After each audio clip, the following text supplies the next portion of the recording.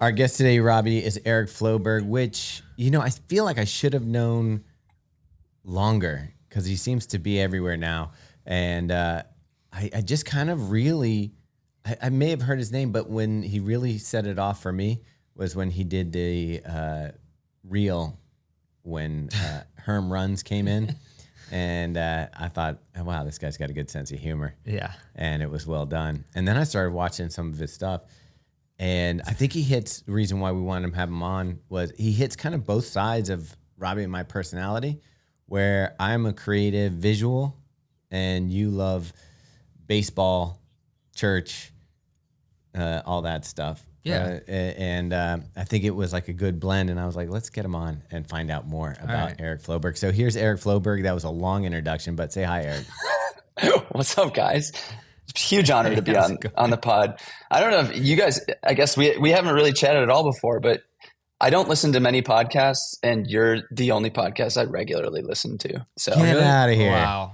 Get out of here. That's ridiculous. I'm honestly honored. And I enjoy your sentiment. I don't listen to a ton of podcasts either. Yeah. Robbie's a podcast guy. I do enjoy podcasts. I was going to say, I'm in the same boat where I've just started following you recently, which I kind of feel bad about now in hindsight, but I feel like it's because we work in the running social media sphere. I'm so like tapped out of like run stuff. I hear that. It's almost like work just watching content. Right. But I gotta say, like, I think from your background, and we'll get into that with video and editing and stuff like that. He knows how to use a camera with film. You do a very nice job. Yeah. I appreciate that. Thank you. Yeah, I'm sitting in a blanket fort right now because my studio is like an echo chamber whenever I don't have this set up. So I did Kofuzi's, I don't remember when, but I listened back to it and I was like, oh, that sounds like hot trash. Wait, what? Yeah. Oh yeah. Just this little YouTuber. Yeah. Yeah. So are you also from Chicago as well? Speaking of Kofuzi? I am. Yeah. Okay. Yeah. So born... Oh, sorry. Go ahead. Up in suburbs. Yeah. I grew up in the northwest suburbs in a town called Palatine. Went down to Central Illinois for college 4 years and then came back up to Chicago. I started watching Kofuzi in like 2017, 2018.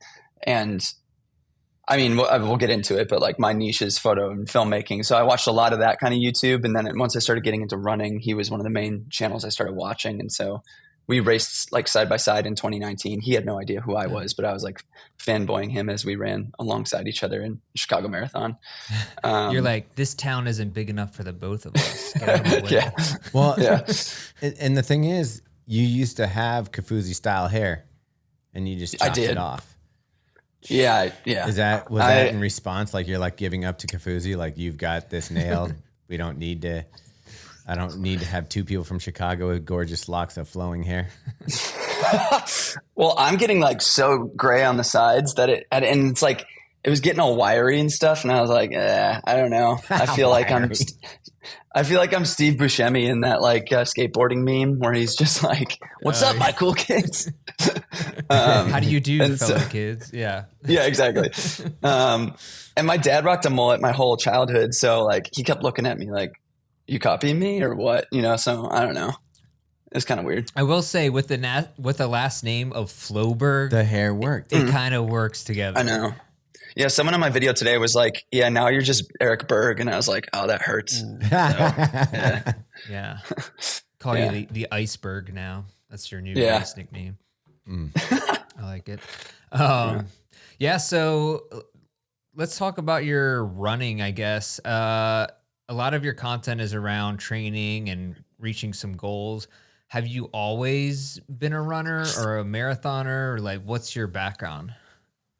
I ran in middle school. I knew I kind of had a knack for it. By 8th grade, I ran like a 524, 523 mile in like a district meet. And every meet was like a ton of pressure. Like everyone wanted me to win the meets. And so I hated that spotlight. So into high school, I just hated running at that point. For all like the reasons butterflies? I would like just too much. I would throw up at the end of races. Yeah. And a combination of effort and just feelings. So hated that feeling. So got into other sports and more artistic stuff in high school and just kind of left that behind. And then in college, I just like one summer, I decided to run 10 miles and I was like, oh, that's pretty cool. And then just kind of sparingly did it. And then at that point made it sort of a bucket list plan to do a marathon eventually. So in 2017, decided to go for it with the marathon. And it was 2 years of not knowing what I was doing at all. And then finally started getting more serious about it in 2019. So that's why the time started dropping. It was like ignorance. Yeah. Oh yeah. Educating yourself. The first 2 marathons were like right around 4 hours where I was going through the half in like 1:35. And so I had so much more potential and I would just like crash and burn the whole second half. And, some friends were just like, that's the problem with talented runners, like people. And when I say talented, I'm using that as a euphemism for fast runners here. Especially like somebody who can go out and just drop a 10K super fast. They go to the marathon and they're like, they run that first half like insanely fast. And then you see that ticking up of the paces. Mm-hmm. How many times did you beat your head against the wall before you kind of figured that out?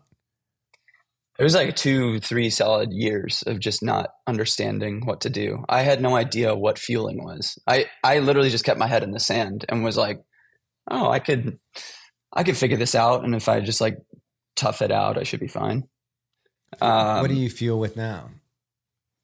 Well, now I'm a sponsored with BPN, so it's all BPN stuff. But like before I jumped in with them, before they started like really having gels, I've got on Morton, the previous training block that always like destroyed me prior. Really? I feel like years of running kind of taught my gut to be less sensitive, because that was another huge issue I had, was I was always throwing up in the middle of races.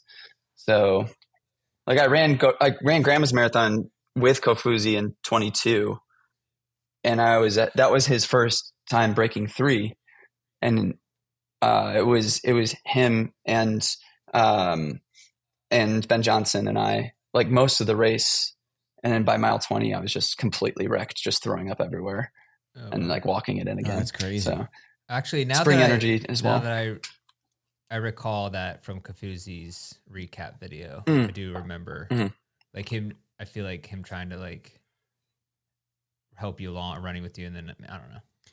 Yeah. But anyways, so at that time did you say you were using Morton or you weren't? I wasn't then. At that time, I wasn't even using gels. I was like, even all the way through to 2022, I was still like doing honey stinger chews. And I just had no idea what I was doing. Yeah. So, and like even 2019, when I got down to 310, I did that with like RX bars on the course. I was just like eating RX bars. Little solid food. Yeah. Do you realize that this isn't a trail run, an ultra run? Yeah. Bag of chips, an RX bar. So I got more formally coached the fall of 22 by a guy who's now a 219 guy. And he was like, let's change everything. Like you need to change your intensity. That was one of the biggest things in the training, change the intensity with more interval work. And then like, we have to figure out a gel strategy for you and something that works. So at that point it was Spring Energy with the awesome sauce. That's like the only thing that would work for me. Okay. What is your current, like you started off in the 4s there by blowing up now with like dialing in nutrition, and I'm guessing that you're doing like pre-run nutrition as well. Yeah. Where are we getting down to with your PR right now? So in the last fall, Chicago 23, I ran 239.29, and this Boston, I'm hoping to go under 235. So we'll see. See, and this is a crazy thing. Like, I'm actually surprised Megan didn't jump on the chance to be part of the interview today, just because she's obviously going for the OTQ time, which is around 235. Yeah. You're right there. She runs with Ben. She runs with Mike. She'll, I'm surprised she didn't jump on this to get. Do you want me to yell down? Yeah, yell be like to her. Like I could hop on the tailwind of Floberg and just go in. But we'll be at Boston. Meg will be there as well. I don't think she's going for 235. I think she'd love that 239, sub 240, around there. She does well at Boston. Is it a course that you feel like you enjoy? I've never been there. I only know about it from, yeah. So, I mean, I've been studying it. I feel like I know it well from afar at this point. I get kind of obsessive about marathon courses. So studying the hills, knowing all the net up and down. I'm from Chicago, so everything's flat. So that makes me nervous. But this past weekend, I went to a spot that everyone been recommending in Chicago that had basically the same exact elevation profile as the Boston course. So got like 850 feet of gain in a long run, and it went really well. Just figure out which way the wind's blowing in Chicago, and that's your hill. Just like exactly same thing. And now you're doing all this training with 4 kids. Mm. Yeah, it's a lot. Yeah, it is a lot. We're like after 3, were you like, let's just do it? Let's go another one. Because I mean, you've got almost all the names. You actually, one of your kids is the same name as my child. So, oh really? Yeah, Theo. Is it Theo? Yeah. Yeah, it's not Theodore either. It's just Theo for me. Ours is Theodore. Sorry. Yeah. Okay. Yeah. I was saving on letters. I didn't want to spend all the money on. Yeah. Nice. You didn't want him to extra. have writer's cramp during the SAT. So yeah, you have 4 kids. I have 2 kids, 7 and 5. Again, Thomas has 2 boys. I have 2 boys as well. What is your age range? We're 9 all the way down to 2. So 2, 4, 7, 9. Yeah. So that is interesting. How do you sleep? How do you either sleep or just make that work as far as training? Because like I feel like a lot of people who listen to this podcast are in the same situation. So yeah, and you're doing decent mileage every week, 60 plus, I believe. Yeah. So can you talk about that a little bit? Yeah, it's been a balance for years, just trying to figure out how to work it all in. And most of the time, the answer is I get up at 4:30 or 5 and get it in before. I mean, my wife is also just a saint of saints. Like she is just, I kid you not just to like gas up my wife or whatever. She's like truly one of the best people I've ever met, and like just an unbelievable mother. And so she makes plenty of sacrifices in the process of that. So I can't discredit that at all, but I do my best in like doing my part and getting back by usually 7:15 so that the kids are up by 7. Like their rule is they can't get out of their rooms until 7. And then we've just done a really, diligent job, and a lot, kudos to my wife a lot, that we've sleep trained them quite a bit. And it's pretty rare that we're like, last night I got woken up one time by the baby and just like rocked him for 5 minutes, put him back down. But it's really rare that they're up in the middle of the night. We're super lucky in that regard. And then if I'm not doing it in the morning, like today, like we'll just be in constant communication. I have a treadmill in the gym now, in our home gym, and we're just going to work out together tonight, or I'll do it during work hours now that I can justify doing that since it's part of my job. So, all right. So I get up at, early as well. Yeah. And our clock, we pretty much have always got it set for 5. Every once in a while I'll get up a little earlier because I have to drive. At 7 o'clock, I have to be ready to drive some kids to school. The thing is, though, I go to bed depending between 8:30 and 9:30 is pretty much my bedtime. What time are you going to bed? Dang. Recently, it's With been 4 like kids, it's a little later, isn't it? yeah, it's been like 10:30 most nights. So this block, I haven't been getting as much sleep as last block. I've been getting about, I'd say on average, right around 7 hours a night, which isn't too bad. But just looking at like sleep data, my deep sleep isn't as good as I was getting last training block in the fall. So, I mean, that's also just on a personal level. I hate going to bed early. My predisposition is being a night owl and staying up, and I hate getting up early.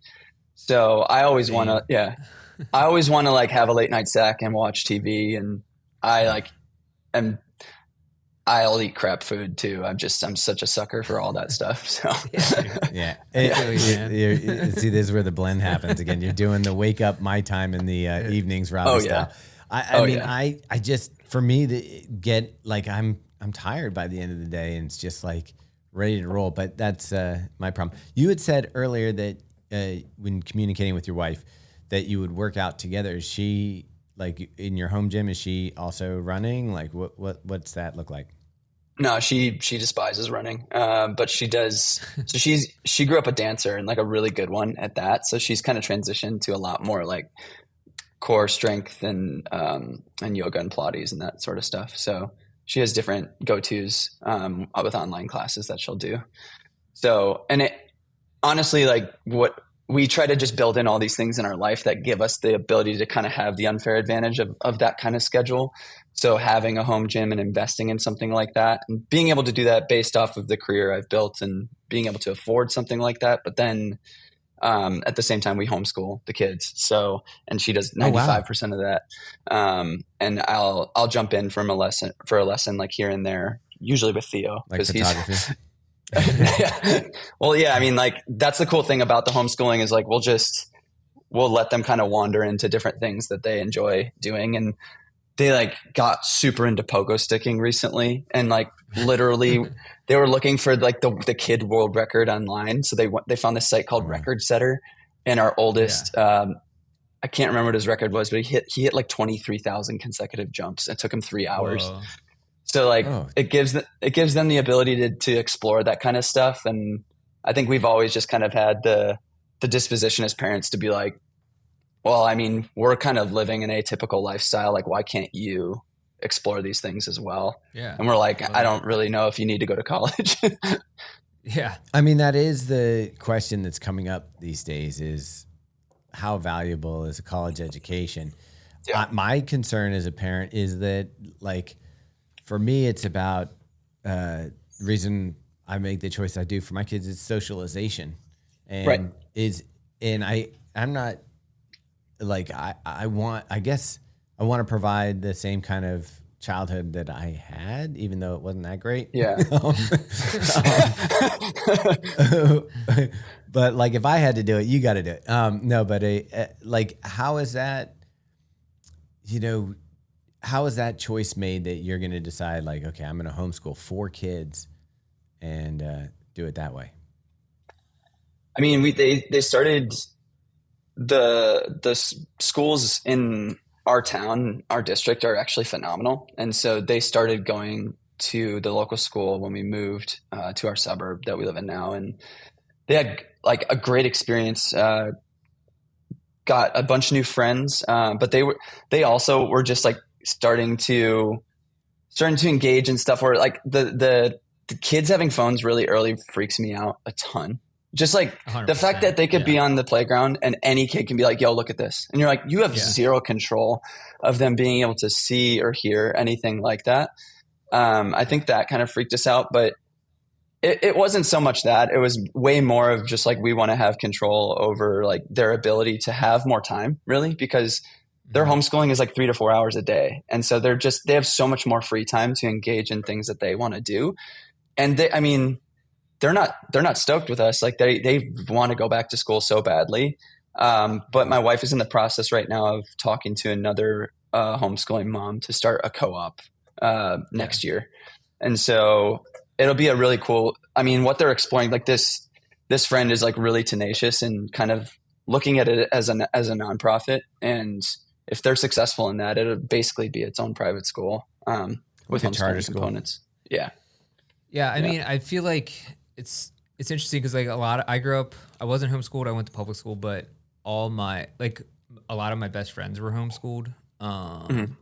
And they are always like way like smarter than everyone else. It seemed, at least as far as just did more interesting things. And then they're all like wildly successful as adults and not as socially awkward as you would think, maybe a little bit, but I feel like, especially now with co-ops and with meetups and groups and stuff, it's less like that perception of being the awkward homeschool kids. I feel like there's a lot of ways to be social. At least when I was growing up, the homeschooling meant there was a problem.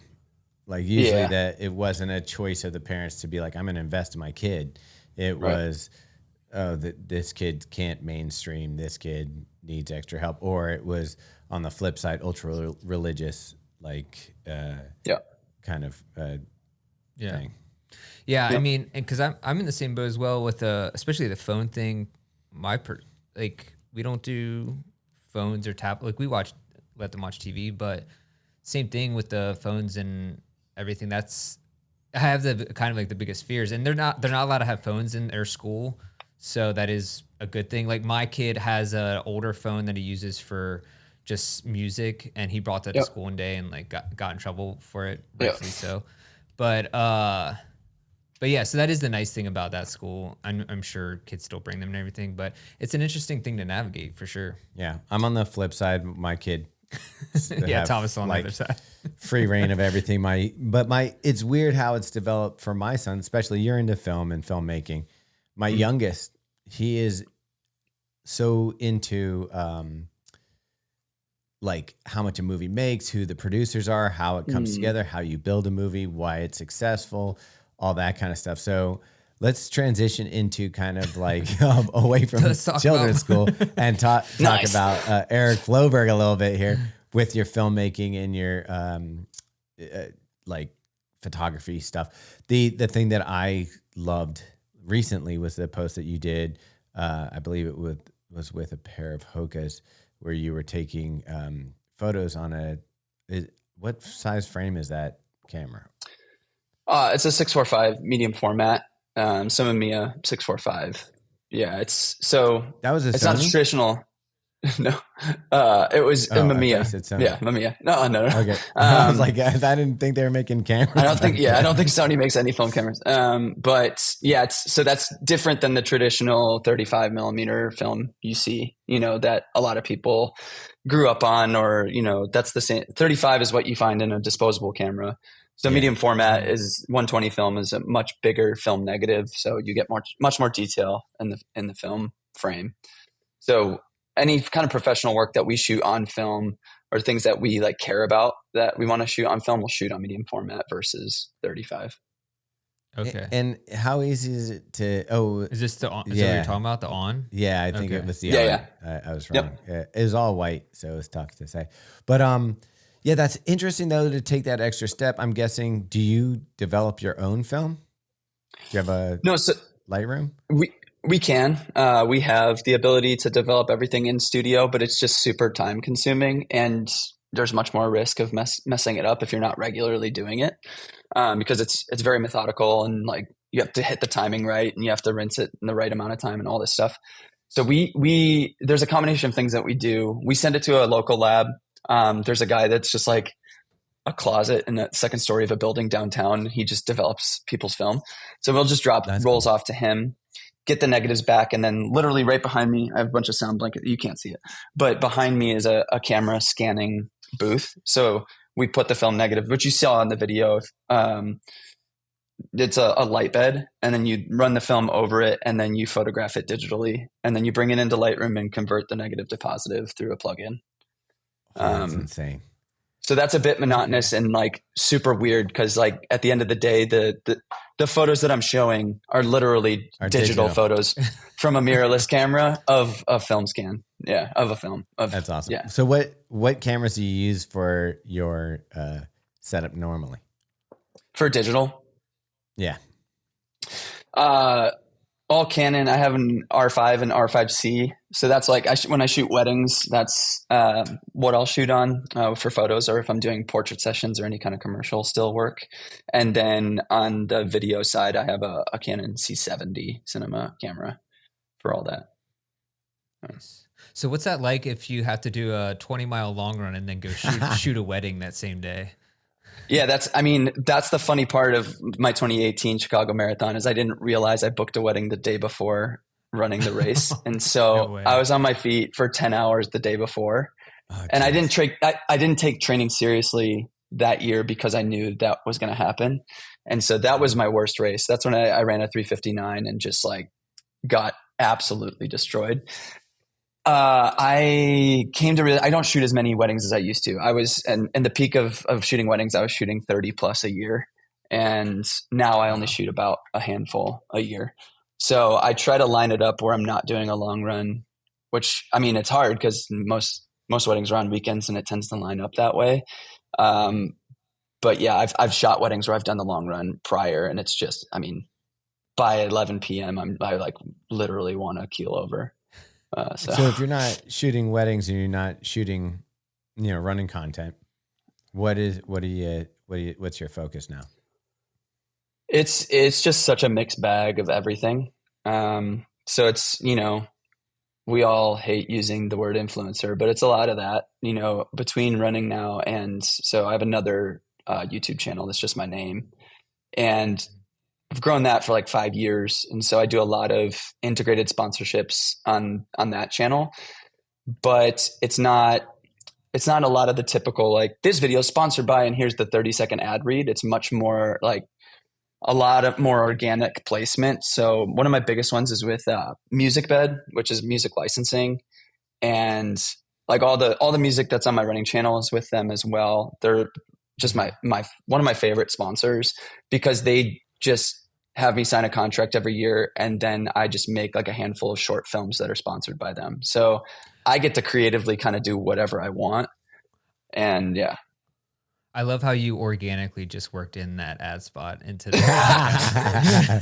Yeah, you should let him know. Well done. Yeah. But like the reality is, like, the only way I want to do stuff like that. Music. Now we're gonna get ads on our Instagram for MusicBed. The only way I want to be able to. You said MusicBed. We also use Lagoon pillows. Oh, heck yeah! I was gonna bring that up. Dang it. I was gonna try to work that in. I also wanted to work in like fat pads with my feet at some point, but all right. Yes. Speaking let of you which, know that I'm an OG listener. There you go. Let's talk a little bit about shoes then. Because obviously you've got it dialed in with nutrition.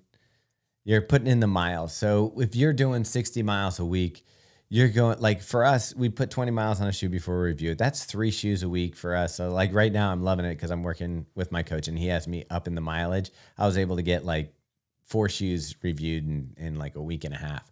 Nice. But what is your preference? What's your marathon shoe and what do you wear for like daily training? I think this is where I'm a bit different than a lot of other people doing the running stuff online. Is I don't care as much about the shoes, honestly. For a long time, I did train in Hoka quite a bit, like in Clifton. But as soon as I started the YouTube channel, On just started sending me shoes, and I really liked them. So I'm like, hey, free shoes, and I like them. They work. I don't. Yeah. So I do a lot of training in the Monsters, Surfers, and Eclipse, which I just love. I love the Eclipse a lot. So Eclipse over Monster? I don't know. I think the original Monster, I've been trying to work in the Monster too. I know you guys talked about it recently on an episode. Super firm. And I agree with you, half size too big. So it like gets the job done. But I race in Saucony. Like, I've raced in the Pro 3 for like 2 full years now. I want to try out the Elites, but they're just like sold out everywhere. I think they're getting. I like the Pro better than the Elite. Really? Yeah. I would love to try like Alpha Fly 3s, but every time I've raced in Vaporflies, they've always been way too narrow for. Dude, if you can run a 235 in the Saucony Pro, you're doing fine. If anything, I mean, you might want to try out the new Asics Metaspeed Sky Paris or Metaspeeds. I always want to throw in the Sky. Yeah, that's right. No, I want Metaspeed Edge Paris. Oh, okay. Try that one out. If you like the Saucony one, you're going to save yourself over an ounce of weight. So it could be that difference. I don't know what you're planning on doing for Boston, but. This is a side note, but I do like that he's not into shoes though. Yeah, that's refreshing, honestly. I was walking around in Fells Point the other day, which is it's where our office is. And I saw a woman just straight up lifestyle wearing the On Cloud Boom Echo 3, just walking around in the shoe. And I was like, you do not know what that shoe is meant for. Do you think that was an outlet purchase? Like the rack? I don't think so, because it was the newest one. So I doubt it's at Nordstrom Rack. Though do you think she just got stuck out and she was wearing it? I just think it looks so good that she's like, this is an On shoe. I'll buy this. The mint green. Yeah. Did she not look like a runner? I mean, I don't know if she was a runner, but I would say in that moment, she was clearly just walking around like in a normal like jeans and jacket. Okay. But like today I finished, like you could be traveling, but I finished my run. Trust me. This is a Sunday afternoon in Fells Point. She and was chilling. I had speed shoes on and I'm doing my final, like my 2 mile cool down and I'm wearing a race day shoe. And somebody runs by me, and I'm like, I almost want to scream out, I'm in my cool down. Yeah. Oh man. I mean, but I have seen, I think we talked about this before, at like Nordstrom Rack on the discount sale. I've seen the Cloud Boom Echo 1, which is a horrible shoe. And I'm like, some poor sucker is going to come in and buy that for $150 and think that's a lifestyle shoe. And they're going to like break their feet. Let's be honest. And I want you to be honest as well, Eric, even though they're sending you shoes. For a while there, they didn't have a good shoe to run in. Like you're obviously, even if you don't care about shoes, you've noticed the improvement since the Eclipse, the Monster, even the Cloud Flow. I thought it got better. But these are all recent. So like most of the people that are wearing it, I do think wear it for the style, like want that Cloud Tech. For sure. I mean, I'm wearing Surfers right now. Like I wear these like 95% of the time. The Surfer is like one of the most comfortable shoes I've ever put on. Oh, the Surfer is super nice. Yeah. I feel like it's almost too soft for running. I agree. Like it, It needs to be like a full blown recovery, like super, super easy shoe. Cause one time I ran 13 miles in it and the next day my hamstring was just like blasted.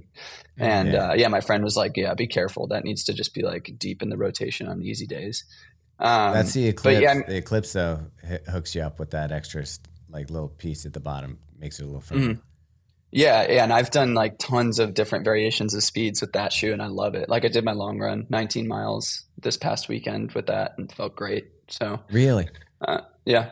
What? Yeah. And you're pretty quick. So what kind of pace was that in the Eclipse? Because like the Eclipse for me would be an easy jog day.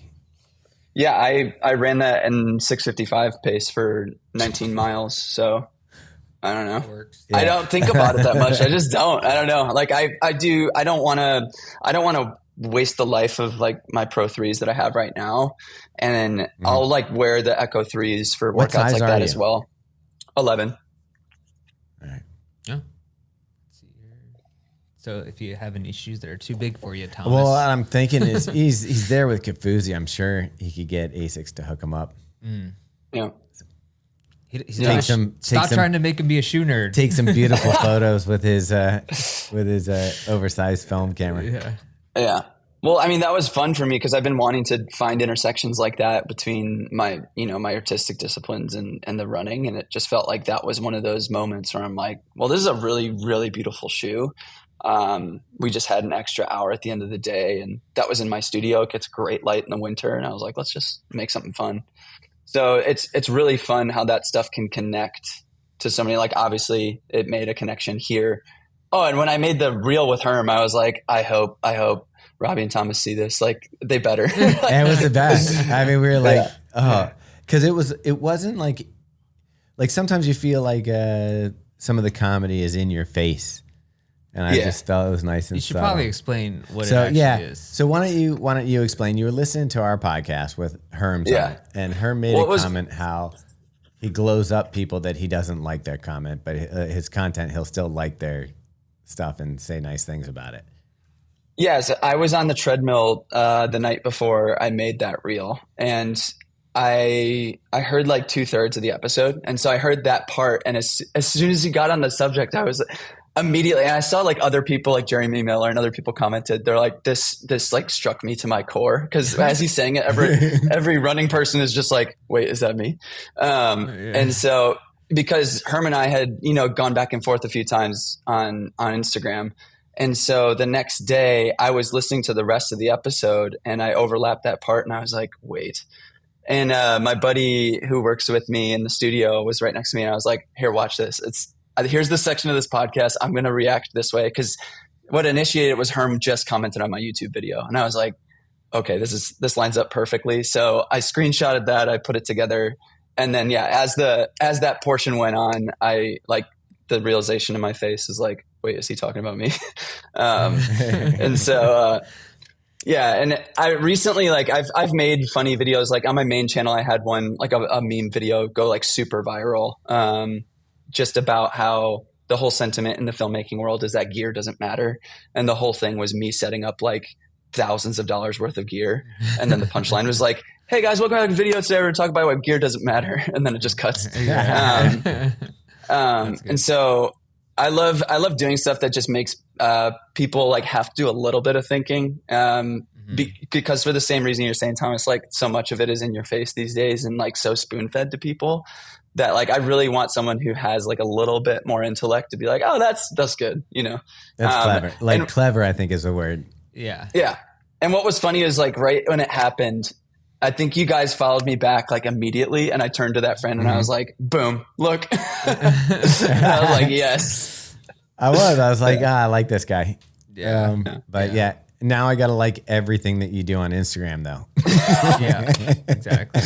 Gotta hype me up super That's hard. how it works. Yeah. It is almost like a hostage situation. Once you start following people, you're like, ah, damn it. I got it. But like at the same time, then like the comment section, there's like hot takes in there. And I'm like, I'm also the person that's like, I don't want any drama. I'm like, oh my goodness, like just get me away from this now. Or it's like, I just want to make a funny joke and let it be. And then like, if everyone starts getting weird, I'm like, oh my, like I just want to run. It doesn't all be have funny. to be, everyone treats every post or podcast or video as like if it's the end of the, like you need to have an opinion about it.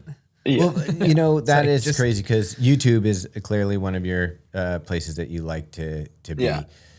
And I feel like it's one of the most hostile environments of the different social media channels. I think the anonymity of a lot of the viewers allows them to say stuff that maybe they wouldn't say if, you know, you can trace them back.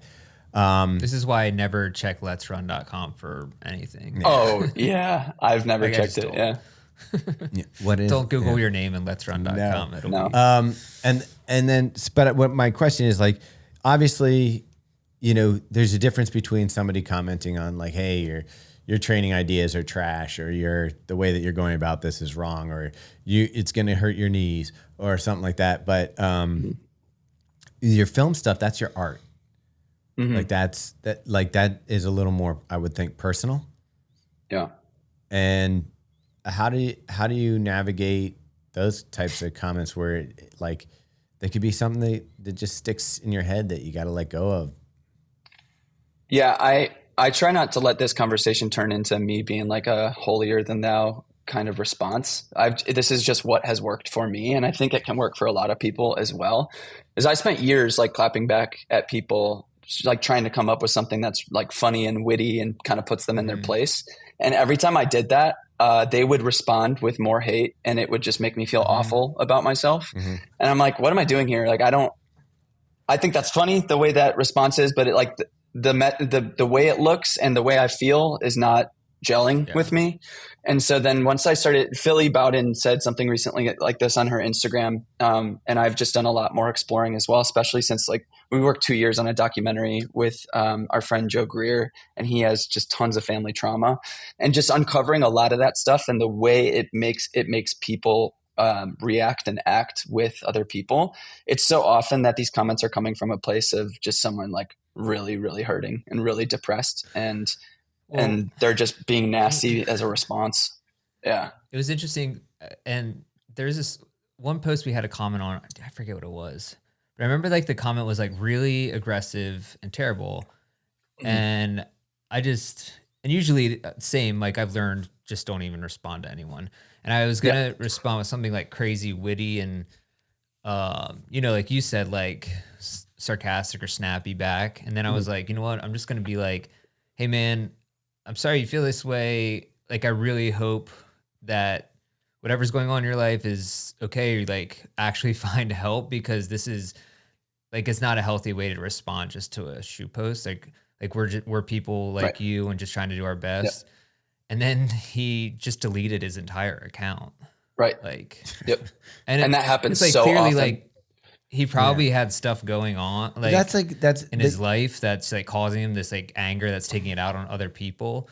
And you do have to like step back and be like, this is somebody as well that's probably going through stuff and taking it out on a shoe reviewer, which is just sad, you know? But Gary Vee is the one who first, like I used to watch I still watch his reels.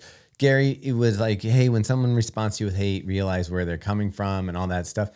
I don't care. I can get real zen about it and go, okay, they're coming from a place where something's wrong with them and they need help. But at the same time, sometimes it's just like a jab that you're like, geez. It doesn't make it okay. No, it doesn't make it appropriate. It doesn't make it moral that what they're choosing to say or do. But even on a selfish, like personal level, I have realized that I have to respond with killing them with kindness for my own sanity. And so most of the time to anything like that, I'll just be like, hey man, I hope you come back and nothing but love to you. And see you later, you know? And most of the time it's just like, it never goes hostile. I can walk away from like it. Just Floberg. Yeah. Well, even like what was it? This past weekend, someone left a comment on somewhere, Instagram, and I started responding. I even typed the whole thing out, and just like thinking about the comment, typing it out, like the right way to. It took like 15 minutes of my life away. Right. You just lost it. And I'm like, for what? For why? Yeah. And it was only going to create more problems if I actually like posted it. So I just deleted it and moved on. Yep.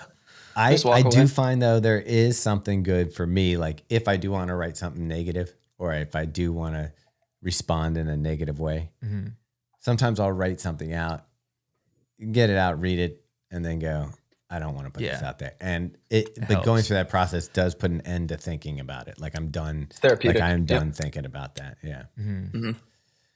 Yeah. And that's how I started running. I think the other part about it, like with having my other YouTube channel and just being online for half a decade now, is I've just lost my train of thought. That's great. It'll come back to me. Moving forward with negative comments, I completely lost it. Sorry. It'll come back to me. But yeah, I just want to, it's like, we're people too, man. Like we're just trying to do our thing. We're not trying to. Well, here's the thing. I got it. Okay. I got it. If you can goof on yourself and just like not take things too seriously, it's so often that people just don't want to engage in that way. Because if you're like, this is the only way you do it, like this shoe drop only works this way and blah, blah, blah, and just like being so meticulous on how everything's supposed to be done, having no nuance, and then just clowning on yourself, then people like, it earns people's trust, you know, and then how can you be mad at Unfortunately, we don't intend to clown on ourselves. We just generally clown on ourselves by accident. Yeah. The reason I love listening to you guys so much is just like, you're just not afraid to just be, you know, you just have conversation, and I'm sure you hear it a lot, but to just not be afraid of just like maybe saying something stupid and you're like, oh, whatever, you know, and Megan's like, all right, guys, let's reel it back, you know, like, you know, but like having enough grace for people to be like, hey, we're all human. It's fine. Like there was no bad intention in saying something like that. Like it's all love here, you know? Yeah. Yeah. I do think people appreciate that, because I feel like the people that we are on the podcast or videos, that it actually is us. So like if we meet them in person, there's not an awkward thing. It's the same. They're getting the same product or whatever. Whereas a lot of influencers, if you meet them in person, it's weird. Like influencer is a weird word for me, because I don't. Yeah, like I feel like we're not influencers. And here's how I would say the difference is, and I'm gonna guess. Like, would you consider the channel that you have for running an influencer channel? It's hard for me to put that label on it, because I'm just like, hey, I'm just documenting my training, like information. Yeah, there's information. I want, at the end of the day, like I do just want this to be inspirational, because it's coming from a place of me watching Kofuzi, Seth James Damore, Ben Parks, Philly Bowden, like all these runners, and just being like getting fired up to train and race and break my times.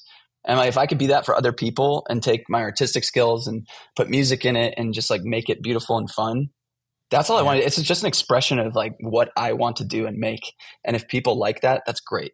And if I can be partnered with brands that help that process, even better, you know?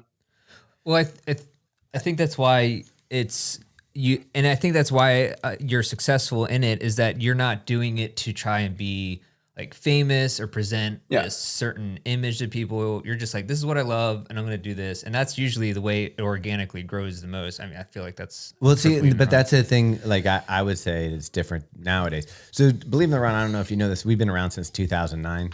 And Right, yeah. So we were just documenting our experience with shoes, trying to help other people who were like, maybe they don't have a local running store right next to them, so they have to order shoes online or whatever. Yep. Like there was none of what's going on today with like brands. Like I remember the first time brands started sending shoes, I was like, oh my God, this is amazing. And now it's like you go on, yesterday was the launch for the Asics Metaspeed, and like everybody, like anybody who has a running account got sent the shoes, and you're just like, holy cow. Like I think there's a difference. And I think one of the things that we're trying to do, and it seems like you found your niche, like when you said, I'm not really into shoes, you're not going to be sitting there going, here's my shoe reviews, this stuff, but you're going to say, here's what I am interested in running, and here's how it may benefit you, which is kind of like, look, I'm not breaking 3 hours in the marathon, but I like to feel good on my feet, and I like to look good when I run. I like to have the right equipment. And it goes back to growing up. You actually ran track and stuff like that, although you were vomiting. That was me in wrestling. I used to, you do wrestling? Oh, it was worse than track. Yeah. Yeah. Just my God, dude, I used to get sick, and my dad was like, you got to stick with it through the season. I was like, you're killing me. Yeah. Yeah, it was like going out of the gladiator shoot. Did you see that part in the movie? Exactly how urinates all over himself. Yeah, that was me. That's how I describe it to people. It's like you're just going to do a death match. Yeah. Yeah. But we came into it from like Robbie and I both were into pop culture skating and that kind of stuff. Mm-hmm. So the gear was a big part of the allure of running to me. Like the idea that I played golf and I got into the golf gear, but then when I got into running, it was like, ooh, I loved going to the store every weekend. I loved, all the different things. I wanted to know about the foams and all that stuff. And so it just grew out of a natural interest where I feel like to a certain degree, and tell me, this is why I think it separates from influencer, from like almost media, or in your way, maybe it's more like a vlog or something like that. Is that your intention isn't like, it's not like I want free stuff and I want money and followers. Your intention was, I want to share, like you said, your artistic side with the video and the photography. And this does give me that opportunity to, like, Believe in the Run has given me the opportunity to share my illustrations, my photography, my everything else. All my creativity goes into it. And I'm lucky enough to have somebody like Robbie here that is also amazingly creative, but in a different way. Mm-hmm. So like it just meshes up, and the rest of the team, we've got a really good team. But for you, like being lumped in with, like, say that, like if somebody was to label you there's a long way to get around to it, label you as an influencer, that probably doesn't sit right, does it? No, yeah, I really don't like that definition. Like, people can call me what they want, it's fine. And if that's how you're going to brand it, that's totally cool. But going back to your point with like the shoe stuff, it's taking something popular and leveraging it for another purpose. And it's very easy for a viewer to look at that and be like, that's why you're doing it. Like, we know, we can see you want followers, and that's why you're doing this shoe review or whatever. And so often you can feel on the viewing end that it's coming from a place of passion because of the way you present it, the way you talk about it. And if there is art involved and you're putting that much heart and passion into it, it comes across very differently. So yeah, I don't like the influencer label for the reason that, like, one of the most popular phrases on my main channel, my first YouTube channel, is lean into what makes you different. And it's this differentiating factor that can really set you apart creatively as an entrepreneur, as someone who's doing the type of things that we're doing. So you just look at the whole market and you're like, this is what everyone is doing and saying.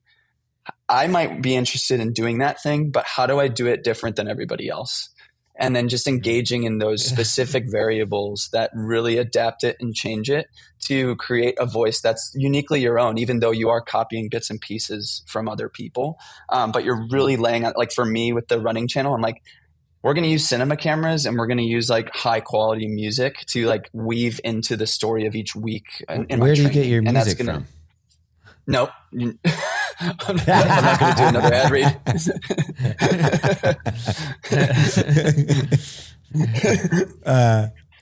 No, that is awesome. It's funny that you say that, because just yesterday I said I was talking to Robbie and to Carl, who's our videographer, and I was saying earshot of Megan, that I'm like, look, some of this area I feel like it's getting stale. We need to figure out how we create stuff that doesn't blend in. I want our take on this medium on our channels. Like, we need to, if we're not doing something that looks different or is exciting, we're doing something wrong. Agreed. Yeah.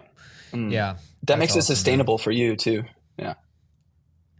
Yeah. I mean, I feel like, and that's where I think creative people can succeed a lot more than just kind of someone who's following the formula. Not to say that formula isn't rewarding in some, you can blow up quick. But I think in the long run, it's better to be, or, not just follow creative, your interests. But like actually Don't be burn true out to yourself, because anyone who follows just the formula or does it to build just the likes and they're stuck in a machine. They're stuck in a machine, and they're gonna burn out on it, and it's gonna become unfulfilling, because all that stuff, like the followers, the free shit, like everything, it all gets old, because it's just like, and if it's doesn't mean to you what it, like if there's not an intrinsic meaning to it, then it's just gonna get boring and you're gonna quit. All right. Like, And I'm gonna segue this into something, because I feel like, we're all in agreement here. What is your thoughts? Because this is like the thing that I think is we're starting to prepare for the end of humanity, with AI. Oh yeah, that's a good question. And right now we're talking about people following an algorithm, but soon it's going to be non-humans following an algorithm to get our attention. And as someone who is a visual artist, like I was showing Robbie, I took a picture of one of the shoes in a white box yesterday. And then I brought it into Photoshop, and it has the augmented generative feature now. And I said, put this in the Mojave Desert. And it did an amazing job, including using the shadows from the white box to make it appear that the shoe was sitting in a pile of sand or on a pile of rocks. And I said, look, we could do this all day. And we both decided immediately that we would never post this picture, because once you go down that road, like, what's real, what's not, but... Yeah. I don't know. How do you feel about AI and the use of it in your art? Well, in that specific circumstance, I think it blends back into the conversation we were just having about sustainability for yourself as an artist, because it's going to be so frustrating eventually, where you're like, well, this isn't really what I made. It's cool, it looks great, but then you'll become really callous to it, where you're like, yeah, it's a really cool background again, and it did this really cool thing I wouldn't have thought of, and it almost makes you feel depressed, because you're like, well, I'm not creative anymore. And so we actually, I don't mean to plug something again, but we started a brand in our studio called Get Bored Make Stuff, and it's this whole concept of creatives just stepping back and just removing yourself from everything to allow yourself to think and be inspired by anything else. And it's so often that we just plug in, we crank stuff out, we listen to the podcast, we blah, blah, blah, and we don't just like sit with our thoughts.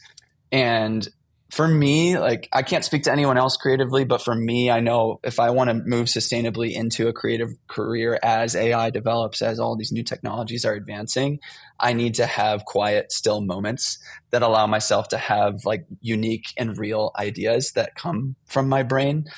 And then it's a self-reinforcing loop, because once you make something like that, you're really proud of it, and you get a response from people that are affected by it, it makes you want to engage with it more. And I'm not saying that those technologies can't be a helpful tool in that process, but you have to evaluate for yourself, how much of it do you want it to be that. Like, I have AI photo editing now for wedding galleries, and so it'll do like 70% of the editing. But I'm like, that was always a struggle for me because that gobbled up so much of my day-to-day work life. And since that part is removed, I can still go in and detail it, but it's putting my preset and what I've already developed onto it and doing all the busy work for me. So in that sense, I love it. In the sense of like, it's making my creative voice different. I hate that. Yeah. So you mentioned finding like a quiet space or time to be with your thoughts. How do you do that? Like, what does that look like? Yeah, well, I'm bad at it on the running front because I'm listening to you guys. But it's like I really struggle with not running with AirPods anymore. I used to do it regularly, and I want to honestly get back to it more. I really enjoy it whenever I choose not to. So I'm sitting in Creative Club, which is our studio on the north side of Chicago. We co-work all together, and we own the space, like 1,800 square foot studio. But upstairs, we have like our YouTube kind of playground set with our podcast studio and all this stuff. That's a place where, like, if it gets too busy down here, I can just go and just be with my thoughts, find a quiet space if I need to listen to music. Is that like meditation? It's a really good, almost like creative meditation in a sense. Music is really helpful for me building out playlists. I have a whole playlist called Feeling Something that just makes me a sad boy and like gets me deep in my feels, but is like deeply tied into marathon training. Let's link it in the description. Yeah. Oh, heck yeah. Yeah. But it's got like Novo more and yeah. Oh yeah. Dude, yeah. I feel like because I always listen to an M83 mix, M83 radio, or just M83. That's like how I just jump into focus. And I feel like Novo More is like half the songs on that playlist. Oh yeah. Mm-hmm. It's funny. Yeah. Okay. We'll have to get that link. All right. So before we wrap things up, we haven't talked about baseball yet. So I mean, the Cubs, they're not even in the same league. All right. Real quick. I just had to bring this up. So you're a Cubs fan, right? Yeah. Okay. It always bothers me that Steve Bartman always got the short end of the stick for reaching over and grabbing the foul ball from Moises Alou. No, I think he deserved the trouble. No, because it was all Alex Gonzalez's fault that the Cubs lost that game when the ball went between his legs and then everything went downhill and descended into madness and they derailed. Wait, pause. You froze at the most important point. Oh, okay. So I was saying that everyone gets on Steve Bartman's case for reaching over to get the foul ball that Moises Alou was about to catch. It's Rodriguez's fault. It's all Alex Gonzalez's fault. Like the whole thing is on him, and he never gets mentioned in that was the next conversation. Play. Yeah, and then Derek Lee got the game-winning hit, which was ironic as well because he came to the Cubs. Right. Moises also overreacted so hard in that moment, which I get. Like but that night I cried myself to sleep as a child, because it was the whole season of following them, and honestly, I am a Fairweather fan, and I feel like I have to be because with as busy as my life is, I'm not going to spend my time rooting for my team while they suck because it just makes me furious. I feel like they should have a responsibility to the fan as well. Like it's not like everybody's true. Like, oh, you're a Fairweather fan. You know what? Work for my love. It's true. Yeah. And I don't always know what's going on anymore these days, but when they are good, I will invest my time in it. And I learned this lesson because the Derrick Rose era of the Chicago Bulls, I would spend every other night screaming at my TV and cussing it out. And my wife is like, you can't keep doing this. And I'm like, yeah, I don't know. I'm turning into a crazy person. So I will tell you, the Orioles have great tickets for families of four or 4 children and a couple adults. You get a free hot dog, the whole work for every kid. Dang. So Baltimore's not that bad in the summertime. You need to visit Camden Yards sometime. Yeah, for sure. Yeah, I still haven't been to Baltimore at all. I need to. Obviously. Oh, really? No. Yeah. See, we've been to Chicago. I've been to Wrigley Field. Yeah. It's great, isn't it? I haven't been there. Yeah, I'm disappointed that I haven't been to Wrigley yet. You haven't been to Wrigley? You need to go to Chicago. I know. It's magical. Yeah. Yeah. So what's on the plate other than Boston this year? You have anything else planned out? Not formally yet. I am signed up for Chicago again, so that might be my fall race. But I'm going to try to see if I can get a bib for Berlin. We'll see. We're working on Berlin ourselves. Well, yeah. I know I'm going because Meg already has her bib. The rest of us are potentially going as well. Yeah. So I think no matter what, I still want to go, even just to view. Okay. But I would love to run it. Plus, it's Oktoberfest. I'm going to guess with 4 kids, you're not drinking much. Not too much, no. But I do enjoy a good beer. Yeah, I've been doing a lot of the athletic brewing, the NA beers recently. Yeah. Yeah, they're big in Germany. Yeah. I swear this will be like 1 second of geeking out over NA beers, but I got they have some limited releases that you can only get online, and I got a couple of those, and I'm not gonna lie, they're pretty legit. I think you guys are weird. I tell you what, when I'm not drinking, I'm just not drinking. Like last night I did a seltzer. That was fun. Not an alcoholic, like just bubbly water. Yeah. And put some of the element in it. Mm-hmm. Yeah. There's your sponsor. Yeah, we're dropping them in. and it was that takes care of any craving I have. I don't know. I guess that's where I'm at in life right now. I think I don't if I go to Germany. You're not a beer guy though. That's what I was gonna say. When I go to Germany, I'll enjoy a giant, barrel of whatever they have. But yeah, I'm not dude. There were years of my life I think that I drank more beer than water, which is not an exaggeration. So that's wow. I think like when I was in the band in my 20s, for sure. If I think about it, I'm pretty sure. I mean, Keystone Light is water, so I don't know. Yeah. Parse it as you will. You know what's crazy? You're gonna get a crossover to our regular drop. Guess what I saw this morning on the street? But it was in an Arizona bottle instead of a urine. Dasana. Yeah, nice. Yeah. So Eric, we talked about how people are throwing urine bottles out of their car. See, Arizona makes a little more sense because that is a wider mouth to that bottle. No, that's the thing. You had a tiny mouth on it. What? Okay. Yeah. I thought you were talking about like the tall can, like the tall boy. I'm like, man, you risk like cutting yourself. Well, that's why I double take. That's why I noticed the label. Inside. Yeah. Yeah. Nothing with a razor edge. Wow. I wasn't circumcised before, but now one bump on the road. Nice. Yeah. I noticed the bottle and I was like, now how we talk about this, that like once you start something's in your brain, it starts appearing. Just like when you buy a car and the same car, you see everybody else has it. And you're like, why'd I waste my money? And it's a depreciating asset and all that stuff. But anyway,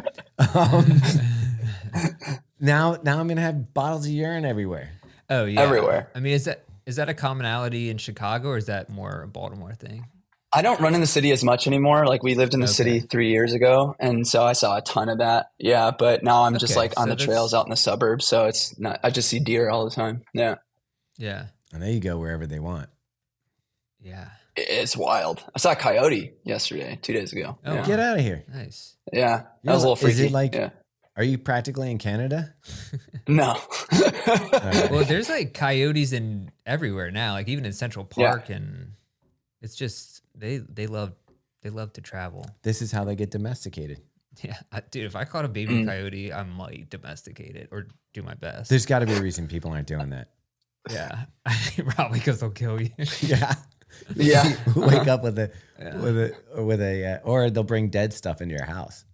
Like that's true. Yeah. I think you can domesticate foxes. I would like a domesticated fox. Okay. What about raccoons? That.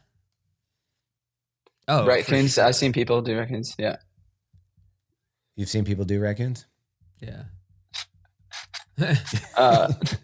No, but domesticate. Yeah. They got little hands. Yeah, our trash panda keeps getting into our trash and stealing like old hot dogs that the kids ate. So I need to like start taping our trash cans. It's just that dad life, all the periphery around the house. All right, gotta protect this house. If you had to get a hat, would you ever wear a Legionnaire hat? Is that the one that's like this? Mm-hmm. I would just to try it and to make you guys happy, but I don't think I could. I don't think I could rock that. That's a fair It's a tough answer. pull. That's a fair All answer. right. What is your number one post hard workout or race meal? Deep dish, Pequod's deep dish. Pizza. All right. Oh, wait. Yeah.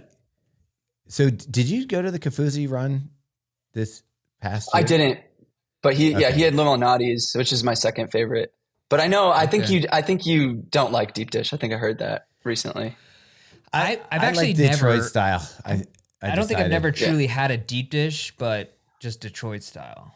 But it's different. Pequod's is much Detroit more style's like not that. deep dish. Yeah. Yeah. So Pequod's has like a caramelized crust that's incredible. It's all the foodies' favorite Chicago pizza. And it was featured on The Bear and in season 2, which I also heard you didn't listen or watch. That's the pizza Do that I he need to struggle through the Yes. first parts of it? So that's the pizza he ran down the street to get and then bring it back? Yes. Yeah. Oh. Were you saying yes to And also so I all need of to us- struggle through it? All of the you have to. All of the Chicago people, when we saw that episode, we were like, oh, like it made it that much more special. We were like, oh my, Yeah. it's the best pizza too. Yeah, Okay. Nice. What about that Malort stuff or whatever it's called? it's awful, so bad. I know Kofuzi Okay, so drinks that it like is every something you time he give runs to- Chicago. Is that something you give somebody as like a prank?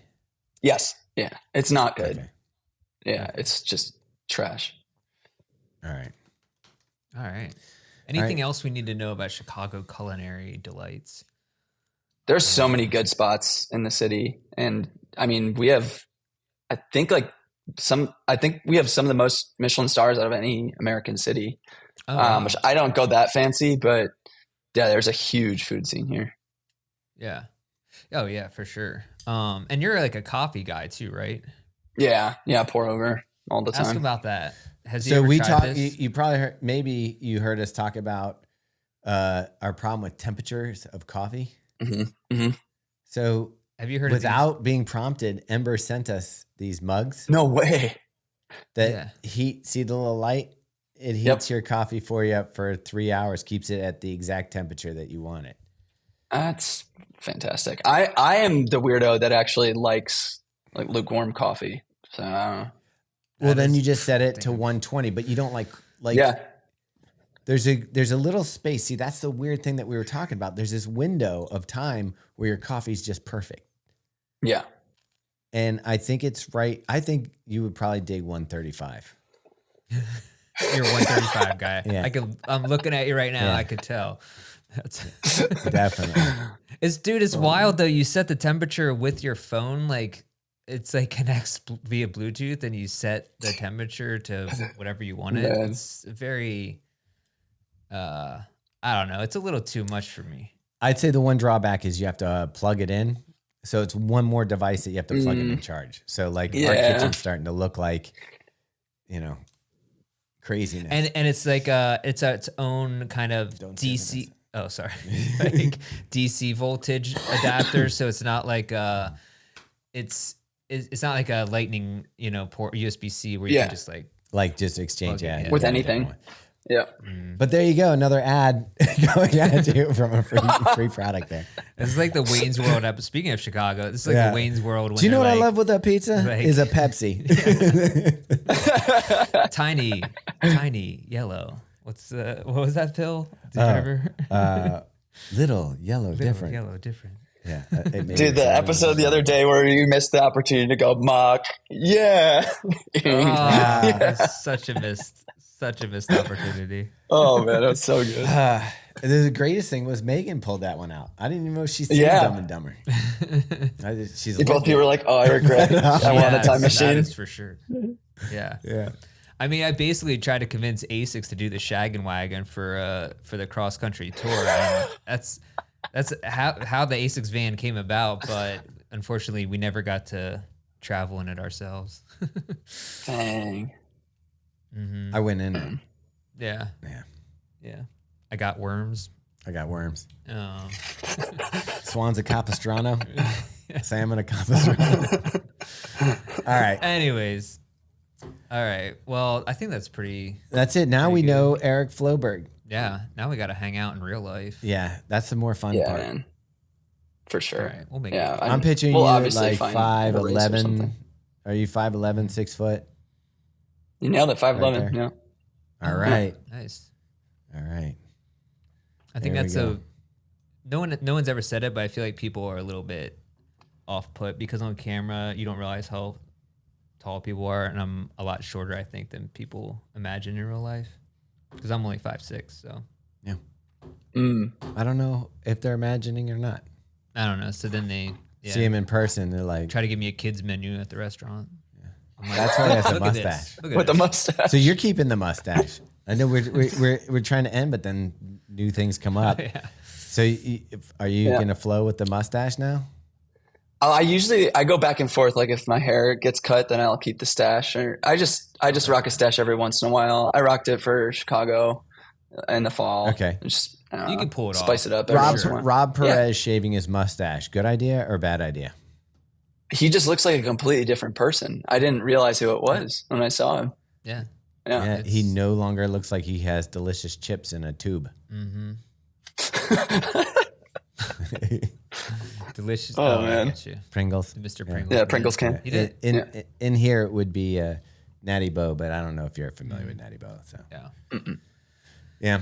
All right. Cool. Well, we've taken up lots of your time.